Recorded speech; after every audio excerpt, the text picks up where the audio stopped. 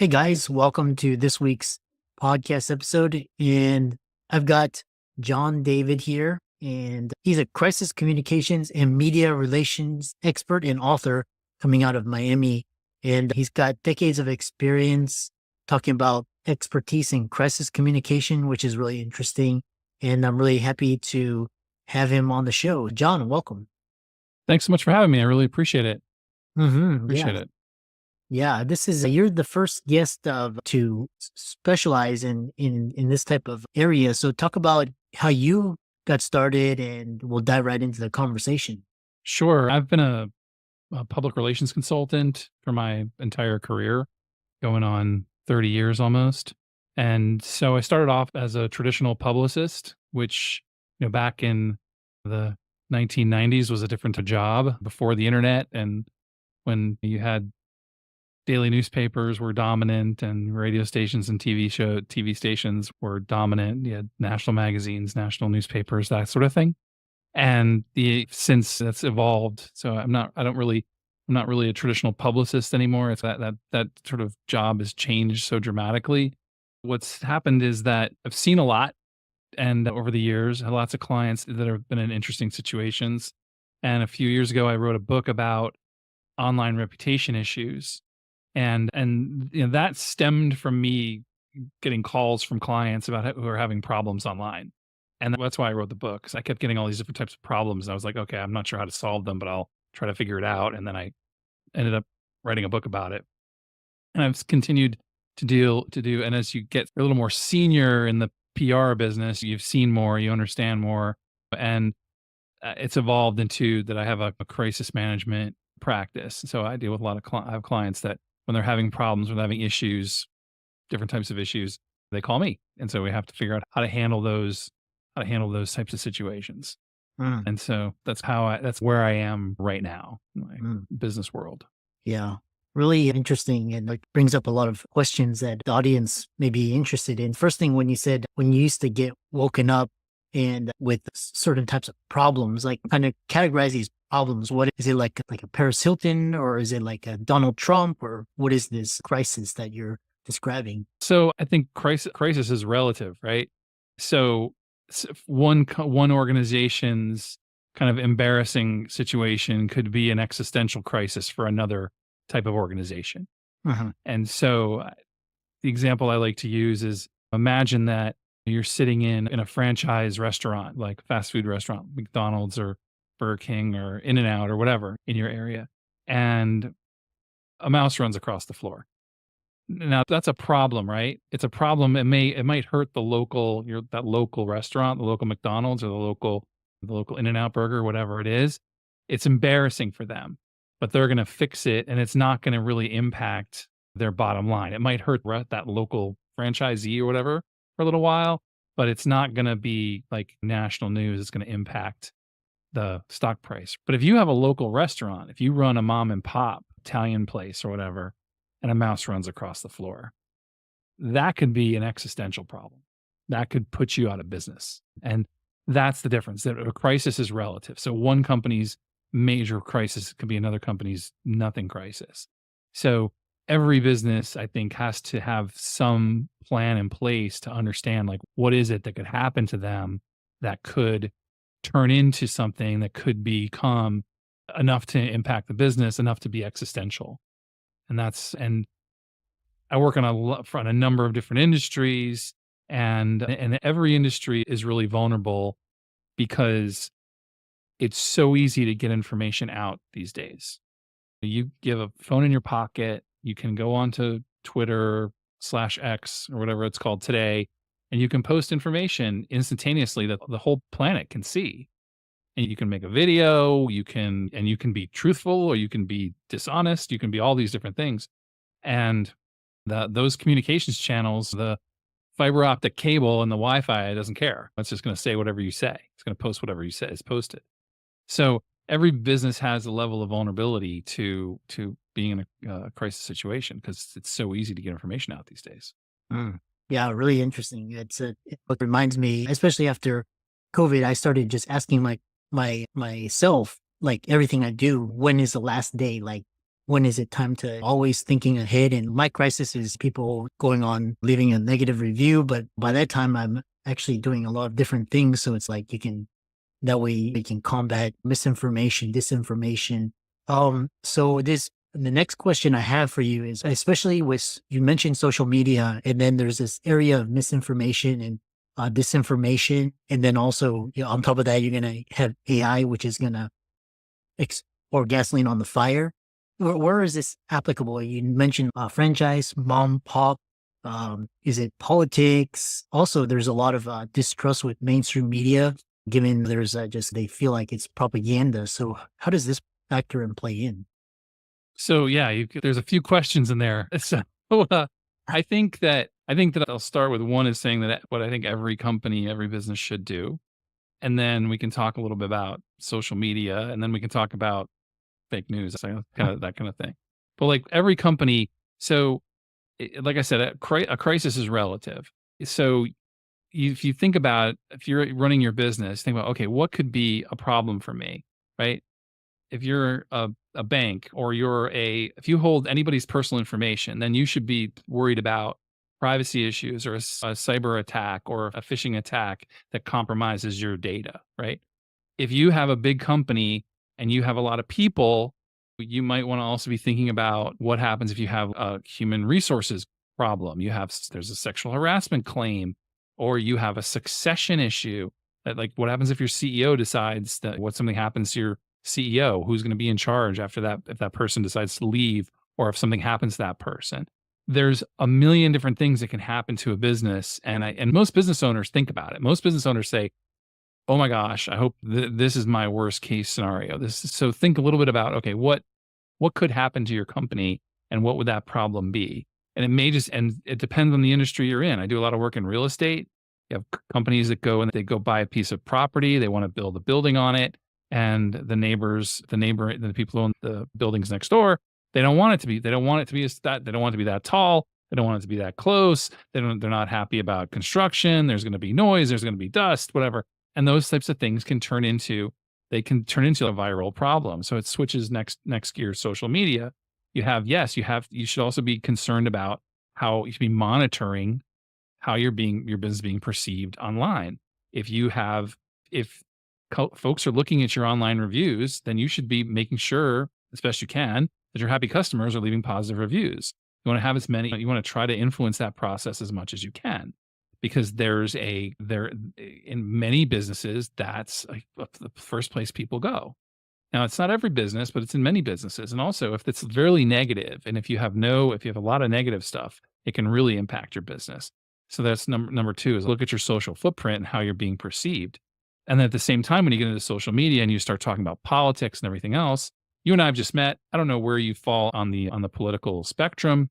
The best what I learned from my parents was, you don't talk about things you don't talk about at cocktail parties. Politics is one of them. And so I wouldn't necessarily get into it. And I would suggest you say the same thing to your employees. Keep your politics to yourself. And because and listen, if you want to go knock on doors for Kamala Harris, or you want to go knock on doors for Donald Trump, or you want to go knock on doors for your city, you're in Texas, you want to go knock on doors for Ted Cruz, that's your personal business. You can go do that. But don't get into a firefight online about this, because people get very emotional about this, and it doesn't do you any good. So you don't want to make sure. And then the next thing is, be careful what you post, because now you're absolutely correct with AI and these things. You sit there and you see these deep fakes and things like that. And it's really easy to see something and go, oh my gosh, look what so-and-so is saying, and realize it's not real. You don't realize it's real. That you don't realize that you think it's that person, but it's not that person. And so it's very easy to be fooled. And then you just decide, oh, I'm going to retweet this. And all of a sudden you've offended a bunch of people.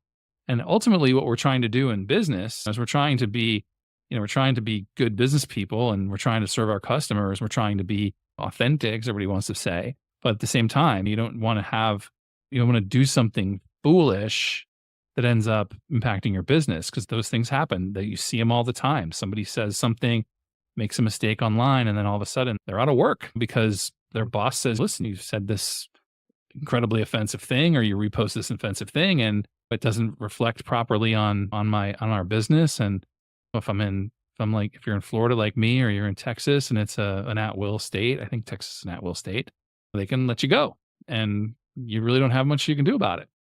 So there's lots of there's lots of angles to this issue. Yeah. And so one thing is protecting your reputation. And so what are some common mistakes companies make that lead to reputational damage? I think the biggest thing that companies can do is to prepare a little bit. Okay. There's certain things that you can have. For example, there's having a media policy in place. If something were to arise, if a reporter calls your company, if you have 10 employees, or sometimes it's worse if you have a small number. If a reporter calls, what are they supposed to do? You should have a media policy. You can tuck it in with your employee manual. It says, listen, you're not the CEO is the only spokesperson for the company. If you ever get an inquiry from the media, make sure you reach out to the CEO. I have my contact information on a bunch of those media policies for my clients. Somebody reaches out to them, like they say, listen, forward this on to your media supervisor, the CEO, and to the PR consultant. So you have a policy in place that says, listen, you're not a spokesperson, right? There's also, you should have a social media policy, which says you don't speak for the company. Don't put your company logo on your Twitter page. You don't speak for them. Clearly don't give away company secrets and things like that. If you look at the big tech companies, they have rules that say, listen, you can't, if you work for whatever, you work for Dell or you work for Microsoft, they don't want you blogging about technology. They don't want you writing a blog about programming because you're a programmer for Dell or for Microsoft. It's in their policy. You can't have your own blog talking about cloud computing because that's in contradiction with what we do. You're talking about business, and we don't want you doing that. So you want to have those types of things in place for businesses so that they can prepare at least a little bit. Like I said, if something goes sideways, that there's at least they're kind of going in the right direction, and they can make a response in a timely way. Yeah, really good advice, and kind of just keep it in the back of your mind. We have a lot of audience, they're podcasters, or they got a YouTube channel, and it's a good thing to keep these in mind before your channel really blows up and you could really get in trouble. And it's always good to keep these in the back of your mind. One thing that was really interesting is one of my colleagues from undergrad, he runs a company now, and he had the same thing talking about there's a mission focused, and we're not going to talk about politics or woke or all these types of things in the company. And when crisis hits, what are the best communication channels? Is it Twitter? Is it LinkedIn? Is it a blog post? Is it social media? Is it going on the national networks? What is effective in management crisis? Sure. I think that's a really good point. I think that the next thing of the kind of how to be prepared is to understand how you're going to distribute information. Do you have everybody's email address? Do you have everybody's phone number? Do you have, so you can send, can you send out texts? Can you send out emails? Do you have all that information so you can reach everybody in your company if something were to go wrong? And then the traditional rule, like in politics, is you always respond where you're being attacked, right? So if you're being attacked on TV, you respond on TV. You get attacked in the print media, you respond in print media. So I think the biggest thing is that if you're dealing with something that's happening on social media, I think you follow through on primarily your social media channels. I think it's important that a lot of companies will say, I'm not really on Facebook. I don't want to be on Facebook. I don't have a LinkedIn page for my company. But those are actually really easy ways to have a channel that you can then put your information out if something were to go wrong. So you can very easily, if something happens and you want to issue a news release, you can take that news release, you can post it on your Facebook page, you can post it on your Twitter feed, you can post it on your LinkedIn page, you can distribute it out in other ways so that it gets out into the world through the internet and everything else. So there's a lot of different things you can do, but typically you want to be prepared to respond via the channel where you're feeling the vulnerability. And when it comes to traditional media, it's just important to understand that there's ground rules, right? And there's ways of working with the traditional media outlets. Now, some of the new bloggers out there who may not play by the traditional rules, they may not know the traditional rules. If you're dealing with an individual on social media, they may not, and they're upset with you, they may not follow traditional pathways. But when you're dealing with a traditional media outlet, there are rules of engagement that they teach you in journalism school, and you should try to follow them. Just the so-called journalistic ethics, which people have often called a contradiction in terms. But there are rules of engagement when it comes to the media. Yeah.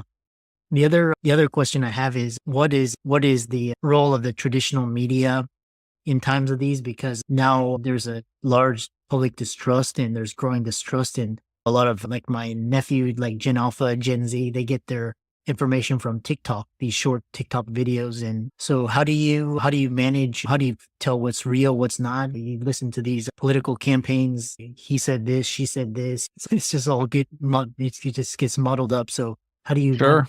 this information? Sure. Yeah. Obviously, we're in an election. It's an election season. I would tell people to get the information from as direct a source as they possibly can. Meaning, if you're really interested in a candidate, go listen to go to their website and read their stuff that's on their website. Listen if they're giving a speech, go listen to the speech. Get a copy. If it's on YouTube, listen to the speech so you hear them and you don't get the cuts of it. I'm not sure what our timing is here, but when we're recording this, there's presidential debate is tomorrow, right? And normally I wouldn't timestamp your podcast, but it's relevant because what happens after what's happening now in communications world is fewer and fewer people are actually watching the debate. They're just waiting for the reaction to see the cutouts, the cut-ups. What did so-and-so say? What were the zinger lines? And what does everybody think? Versus watching it yourself and having your own opinion.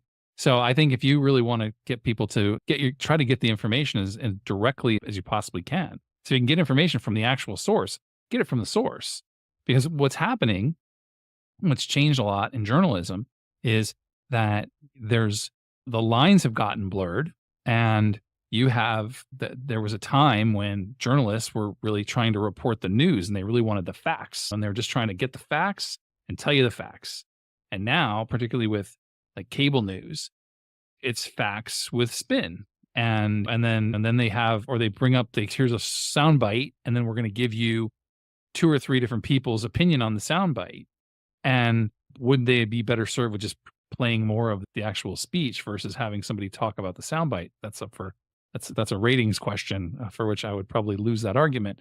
But I think the main thing is get your information from a direct source as possible, and also just see if it makes sense. Because there's a lot of times what happens is things that seem, and it's the same thing you teach your kids. If it sounds too good to be true, if it sounds fantastical, it probably is. So double check. There's no downside to checking facts as much as you can. Yeah. How can people find out more about you and check out your work and your book and so on and so forth? Sure. My website is davidpr.com. So just DAVIDPR.com. My name is John David. I did write a book about online reputation issues, available on Amazon and where finer books are sold, as they say. It's called How to Protect or Destroy Your Reputation Online.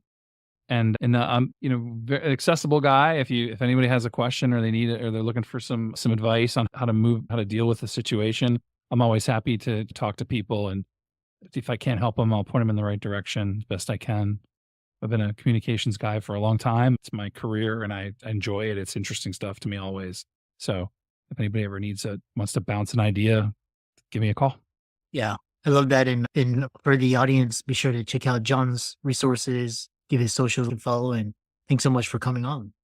I appreciate it. Thank you.